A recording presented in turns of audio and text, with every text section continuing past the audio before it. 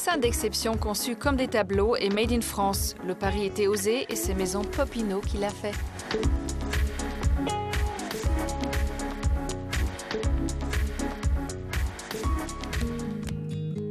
Maison Popinot, c'est des coussins et 2 personnes, Aurore la créative et Richard le communicant. En couple en affaires comme dans la vie, ils ont créé leur affaire en 2015 dans un esprit géométrique et coloré. Le concept tient justement dans à la fois la qualité de la réalisation, parce qu'on est plutôt sur une réalisation, ce qu'on peut appeler haute couture, avec des finitions vraiment très soignées. À la fois la réalisation et à la fois justement la juxtaposition de matériaux complètement différents. C'est de faire uniquement des petites séries avec donc des tissus haut de gamme. L'idée, c'est de proposer au client une espèce d'exclusivité en fait dans son produit, puisque nos séries sont éditées entre 10 à 30 pièces maximum par association textile. des éditions très limitées donc, et pour ces créations, pas de concept alambiqué, c'est une affaire de coup de foudre.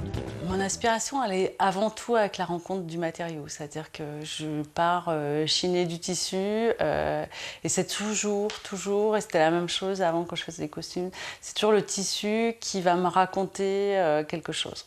Jamais je me dis je vais faire un coussin dans les bleus ou dans les verts. C'est toujours un tissu, d'un seul coup j'ai envie de travailler ce tissu-là, donc je lui cherche des camarades dans les autres tissus. Et donc ça c'est la première étape. Des tissus aussi bien sortis tout droit des plus grandes maisons françaises que des étoffes vintage ou fantaisistes.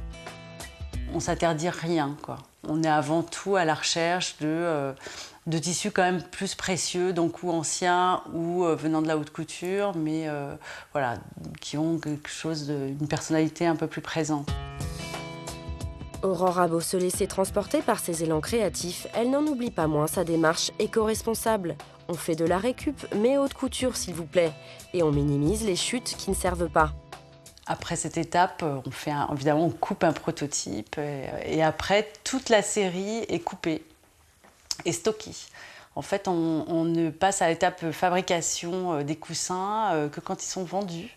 Tout est préparé en morceaux, mais rangé, stocké avant montage. Nous, on est très attachés à tout ce qui est quand même écologie et récupération. Donc, il est hors de question de fabriquer des choses qui vont rester dans une boîte. On peut toujours réutiliser ces pièces de tissu ultérieurement sur une autre série avec d'autres tissus, etc., quoi.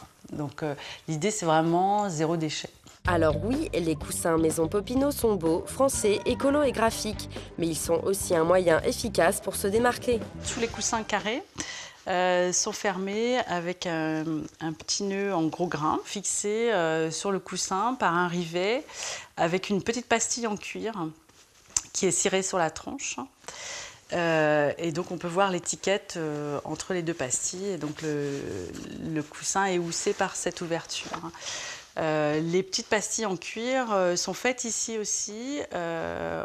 On s'attache à récupérer des stocks de divers cuirs chez des maroquiniers de luxe.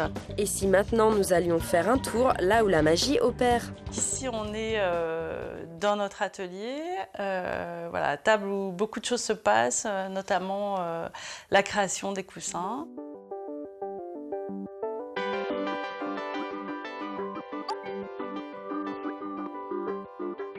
Il y a une phase comme ça d'étude des matériaux les uns avec les autres, déjà pour tester les couleurs ensemble et les matières ensemble. Après, sur la seconde phase, on essaye de tester le dosage d'une certaine couleur par rapport aux autres. Est-ce que le coussin il va mériter plus de noir ou plus de rose ou plus de bleu? Le coussin Maison Popinot, c'est surtout une histoire d'alchimie et d'équilibre, un peu comme de la pâtisserie. Alors pourquoi avoir choisi les coussins plutôt que les macarons? Le coussin s'est imposé assez facilement dans la mesure où je trouve que c'est un espace petit certes, mais qui laisse la liberté, une grande liberté d'expression justement en termes de motifs, de couleurs, de matériaux, voilà. La liberté se trouverait dans un petit carré de plumes et de tissus précieux? Et pourquoi pas?